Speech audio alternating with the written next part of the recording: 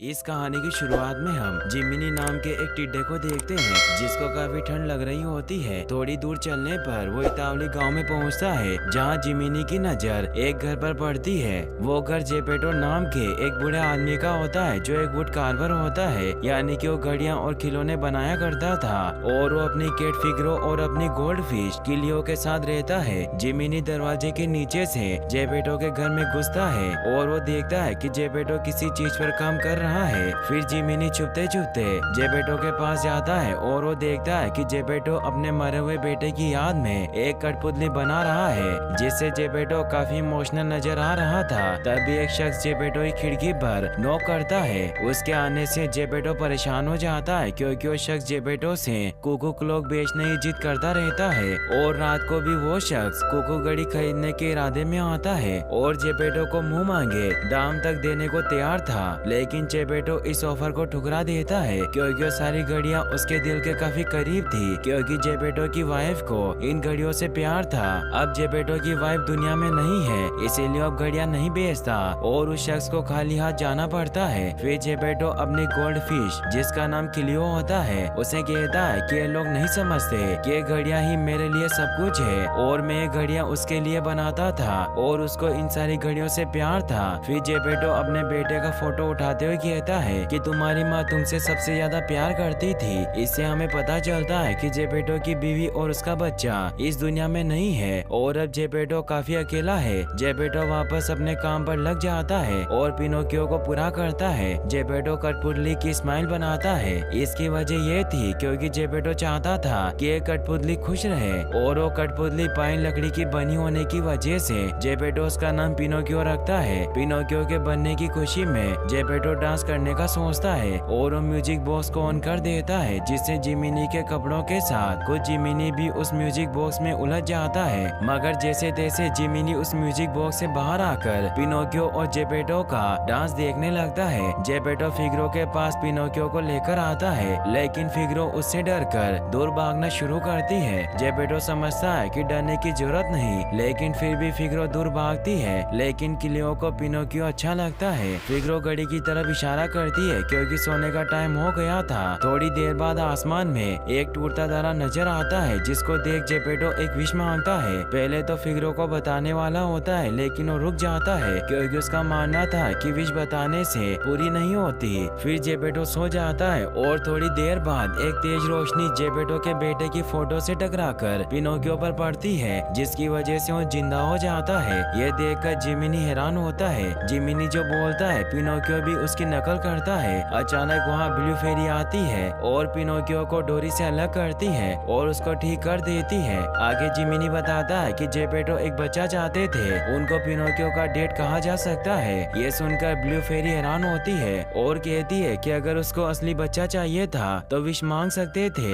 ये सुन के पिनोकियो कहता है कि मैं असली कब बनूंगा, क्योंकि इससे शायद उन्हें खुशी मिलेगी। फिर ब्लू फेरी पिनोकियो को एक टेस्ट देती है जिसके बाद वो एक असली लड़का बन सकता है। पिनोकियो को बस ये करना है कि उसको सच्चा और बहादुर बनकर साबित करना होगा कि वो मतलबी नहीं है। पिनोकियो पूछता है कि मैं कैसे करूंगा। ब्लू फेरी कहती है कि अपने जमीर की सुन के, लेकिन पिनोकियो एक कठपुतली है इसीलिए उसके पास कोई जमीर नहीं होता। इसीलिए ब्लू फेरी सही गलत सिखाने का काम जिमिनी को दे देती है और जादू से जिमिनी का लुक बदल देती है। जिमिनी को भी अपना नया लुक पसंद आता है। फिर ब्लू फेरी वहाँ से चली जाती है और खिड़की बंद कर देती है जिसकी वजह से जेपेटो की आँख खुल जाती है और वो लाइट जलाकर फिगरो और किलियो से पूछता है कि तुमने कुछ सुना। फिर जेपेटो पिनोकियो से पूछता है कि क्या तुमने कुछ सुना। पिनोकियो कहता है कि हाँ। पिनोकियो को बोलता हुआ और हिलता डुलता देखकर जेपेटो काफी डर जाता है और सोचने लगता है कि ऐसा कैसे हो गया। इसका जवाब देते हुए पिनोकियो कहता है कि आपने ब्लू फेरी से विश मांगी थी, क्या आपको एक बच्चा चाहिए। जेपेटो को भी याद आता है और वो खुश होते हैं। पिनोकियो कहता है कि मैं जानता हूँ आपने असली बच्चा मांगा था, लेकिन ब्लू फेरी ने कहा अगर मैं कुछ चीजें सीख गया तो मैं असली बन सकता हूँ। ये सुन के जेपेटो काफी खुश होता है और म्यूजिक चलाता है। फिर पिनोकियो और जेपेटो डांस करने लगते हैं। वहीं जिमिनी भी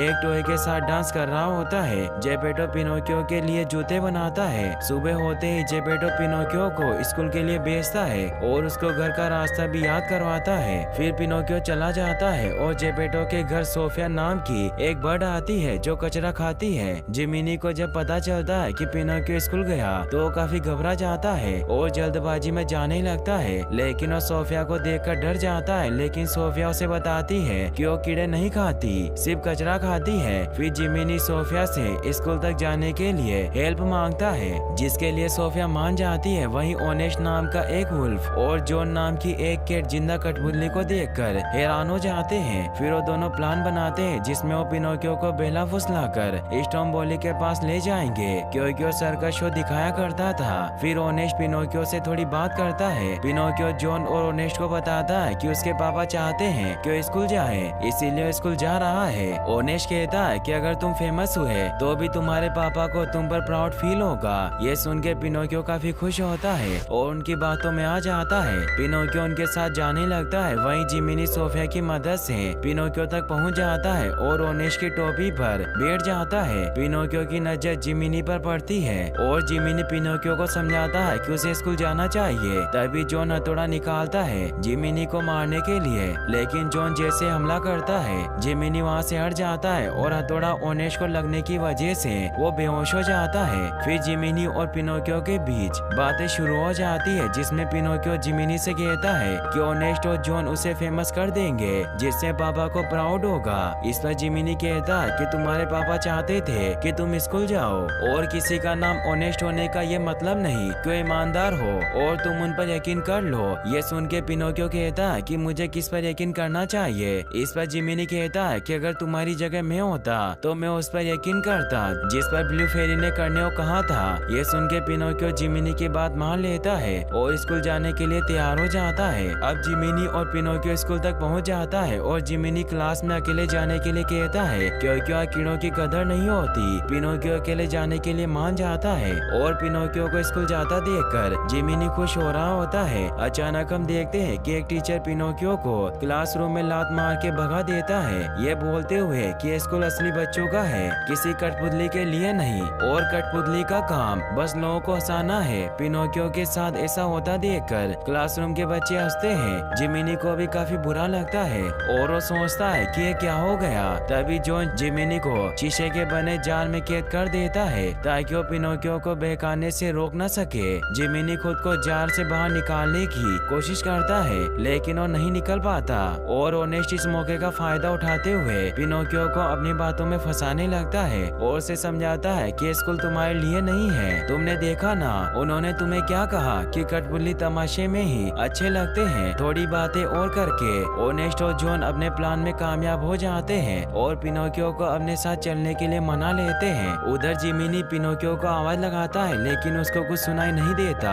और जॉन जिमिनी को चिढ़ाते हुए जाता है। वहीं जेपेटो को पिनोकियो की काफी फिक्र होती है क्योंकि 5 बज चुके थे और अभी तक पिनोकियो घर नहीं आया। इसीलिए जेपेटो पिनोकियो को ढूंढने का फैसला करते हैं। वो अपने साथ फिगरो और किलियो को भी लेकर जाते हैं। वहीं हम एक सर्कस का सीन देखते हैं जहाँ स्टोम्बोली नाम का एक शख्स पिनोकियो के बारे में ऑडियंस को बताता है क्योंकि ओनेश ने पिनोकियो को भेज दिया था। पिनोकियो फेबियाना नाम की लड़की से मिलता है जो स्टोम्बोली के सर्कस में कठपुतलियों को नचाने का काम करती है। वो पिनोकियो को बताती है कि वो यहाँ से दूर जाना चाहती है और हम देखते हैं कि फेबिनिया का एक पेट ठीक नहीं है। पिनोकियो इस बारे में पूछता है तो फेबिनिया कहती है कि यह बहुत लंबी कहानी है। फिर फेबिनिया पिनोकियो को कच्ची गांठ बांधने लगती है। पिनोकियो इस बारे में पूछता है तो फेबियाना बताती है कि स्टोम्बोली का आइडिया है। फेबियाना ये भी कहती है कि आपको पिनोकियो के लिए हमदर्दी है, लेकिन पिनोकियो को इसका मतलब पता नहीं होता। फिर फेबियाना पिनोकियो को अपनी कठपुतली के बारे में बताती है जिसका नाम सबीना होता है। अब शो शुरू होता है और पिनोकियो स्टेज पर जाता है। पहले तो नॉर्मल कठपुतली की तरह नाचता है, फिर वो बिना डोरी के नाचने लगता है। अचानक पिनोकियो गिरता है और उसकी नाक लकड़ी में फंस जाती है। वो अपनी नाक निकालने की कोशिश करता है लेकिन निकाल नहीं पाता।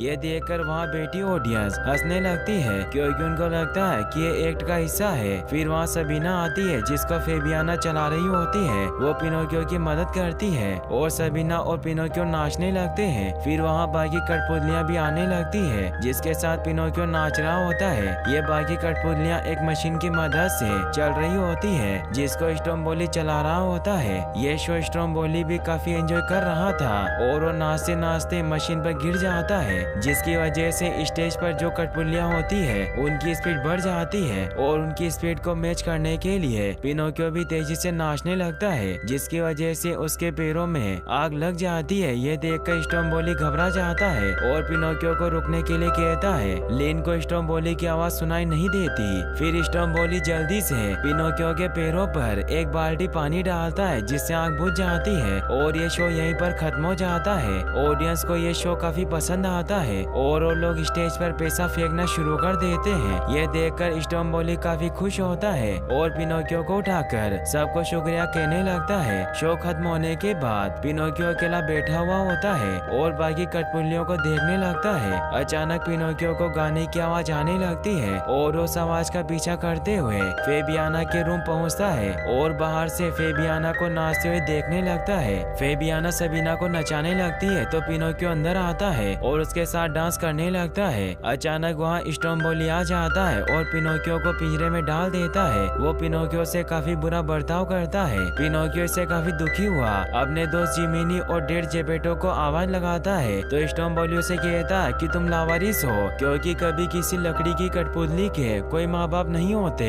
माँ बाप सिर्फ अपने असली बच्चों को प्यार करते हैं। पिनोकियो इससे और ज्यादा दुखी हो जाता है। पिनोकियो अपने किए पर पछताने लगता है और रोना शुरू हो जाता है। वहीं जेपेटो फिगरो और किलियो के साथ पिनोकियो को तेज बारिश में ढूंढ रहा होता है और वो पिनोकियो को ढूंढने स्कूल आते हैं जो बंद पड़ा होता है। वहीं जाल में जिमिनी अभी भी कैद होता है और जेपेटो को आवाज देने लगता है, लेकिन उन्हें भी उसकी आवाज सुनाई नहीं देती और जेपेटो वहाँ से चले जाते हैं। इसकी वजह से जिमिनी काफी दुखी हो जाता है और वो यहाँ से निकलने की उम्मीद छोड़ देता है और सोचता है कि काश जमीर बनने वाला काम न लिया होता। वहीं फेबियाना गाड़ी की छत से पिनोकियो से बात करती है और कहती है कि स्टोम्बोली बुरा और मतलबी इंसान है, हम तुम्हारी यहाँ से निकलने में मदद करेंगे। लेकिन पिनोकियो को फेबियाना की बातों पर यकीन नहीं होता। फेबियाना सबीना कठपुतली का इस्तेमाल करके पिनोकियो से बात करने लगती है और पिनोकियो सबीना की बातें काफी ध्यान से सुनता है और उसे सबीना पर थोड़ा यकीन भी होता है। सबीना कहती है कि हम यहाँ से निकलकर खुद का तमाशा शुरू करेंगे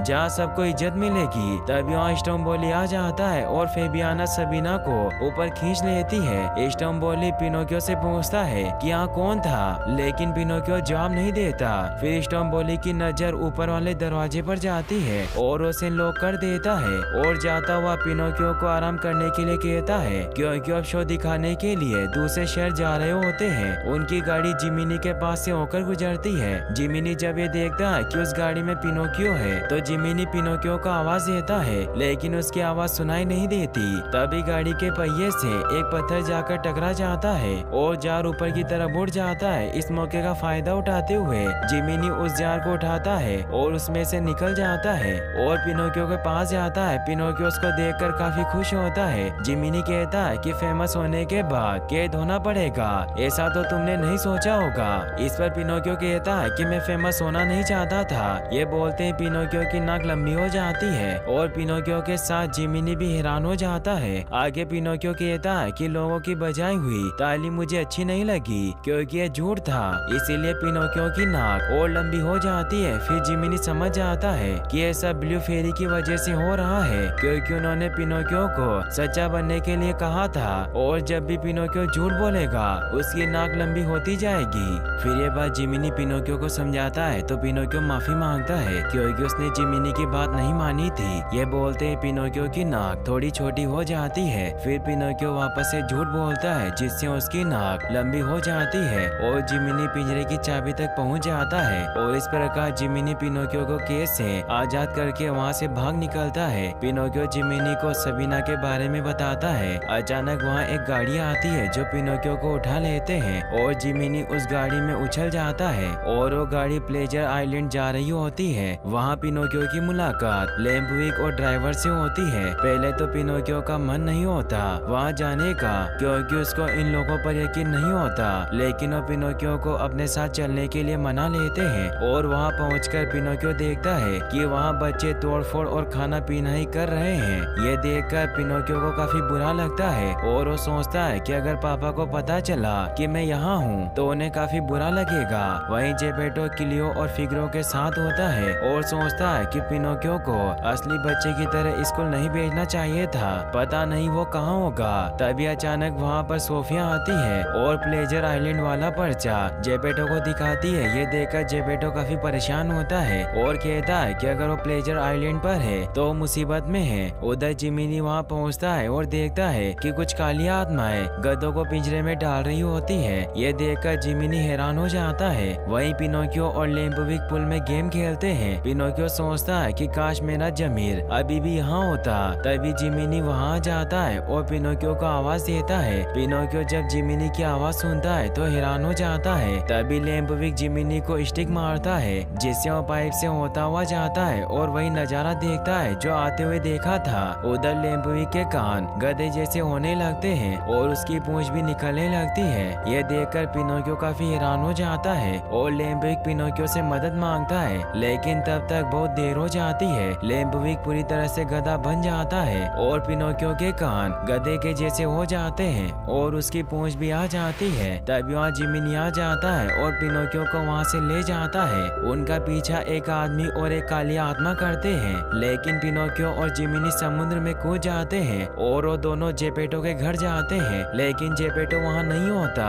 और पिनोकियो और जिमिनी खिड़की से देखते हैं कि जेपेटो की सारी घड़ियां गायब है, जिसे देख वो दोनों हैरान हो जाते हैं। फिर वहाँ सोफिया आती है और बताती है कि जेपेटो प्लेजर आइलैंड गया है। जिमिनी और पिनोकियो सुन के हैरान होते हैं। सोफिया उन्हें ये भी बताती है कि जेपेटो ने अपनी सारी घड़ियां बेच दी ताकि वो बोट खरीद के तुम्हें ढूंढने जा सके, मगर वो सभी घड़ियां काफी खास थी क्योंकि उन्होंने ये घड़ियां अपनी वाइफ की याद में रखी थी, लेकिन उन घड़ियों से ज्यादा वो तुमसे प्यार करते हैं। ये सुन के पिनोकियो वापिस उस आइलैंड पर जाने के लिए निकल जाता है। आगे जाकर उन्हें गाड़ी दिखती है। जिमिनी को लगता है कि ये गाड़ी स्टोम्बोली की है और वो पिनोकियो को छुपने के लिए कहता है और सोफिया से पूछने जाता है कि जेपेटो कौन सी दिशा में गया। तभी वहाँ फेबियाना आती है सबीना वाली कठपुतली के साथ और पिनोकियो को बताती है कि स्टोम्बोली को जेल हो गई और हमने खुद का तमाशा शुरू किया है, और वो पिनोकियो को भी ज्वाइन करने के लिए कहती है, लेकिन पिनोकियो कहता है कि मुझे पापा को ढूंढने जाना है। तभी पिनोकियो के गधे जैसे कान और पूंछ गायब हो जाती है और पिनोकियो पहले जैसा हो जाता है। फिर फेबियाना कहती है कि तुम्हारा फैसला सही है, हम अगले साल मिलेंगे। अब सोफिया मुंह में रस्सी पकड़ती है। उन दोनों को जेपेटो की बोट दिख जाती है और पिनोकियो जेपेटो को आवाज लगाता है। पिनोकियो को देख जेपेटो काफी खुश होता है। जेपेटो पिनोकियो की तरफ आ रहा होता है। तभी अचानक से एक बड़ा सा समुद्री मॉन्स्टर पिनोकियो और जेपेटो को निगल जाता है। फिर पिनोकियो एक आइडिया सोचता है जिसमें वो लकड़ी में आग लगाता है। इसकी वजह से उस मॉन्स्टर को परेशानी होती है, जिसकी वजह से वो बार बार मुंह खोले जा रहा था, जिससे वो बाहर आ जाते हैं, जिससे उन्हें लगता है कि खतरा टल चुका है। मगर तभी वो मॉन्स्टर उनके पीछे आने लगता है। पिनोकियो अपने डेड को बचाने के लिए तेजी से अपने पैर चलाता है। एक टाइम ऐसा भी आता है जिसमें वो लोग मॉन्स्टर के मुंह में जाते जाते रह जाते हैं, लेकिन पिनोकियो दूर जाने में कामयाब हो जाता है, मगर जेपेटो बेहोश हो जाते हैं। पिनोकियो उनको होश में लाने की कोशिश करता है, लेकिन उसकी कोशिश बेकार जाती है। ये देख क्लियो फिगरो को भी काफी दुख होता है और पिनोकियो रोने लगता है और उसका आंसू जेपेटो के चेहरे पर गिरता है और जेपेटो होश में आ जाता है। फिर जेपेटो पिनोकियो से कहता है कि जब मैंने तुम्हें बनाया होगा और विश मांगी होगी तो तुम्हें लगा होगा कि तुम किसी और की विश हो, लेकिन मैंने विश में तुम्हें मांगा था और तुम्हारे अंदर ऐसा कुछ भी नहीं जिसे मैं बदलना चाहूंगा। फिर वो दोनों एक दूसरे को गले लगाते हैं और घर के लिए निकल पड़ते हैं। आखिर में जिमिनी कहता है कि इसके बाद भी पिनोकियो के काफी किस्से सुनाए गए जिसमें लोगों ने कहा कि वो पूरी तरह से बदल गया और एक असली बच्चा बन गया। क्या ऐसा सच में हुआ किसे पता, लेकिन मैं एक बात दावे से कह सकता हूँ कि पिनोकियो भी उतना ही असली है जितना एक असली बच्चा हो सकता है। और यहीं पर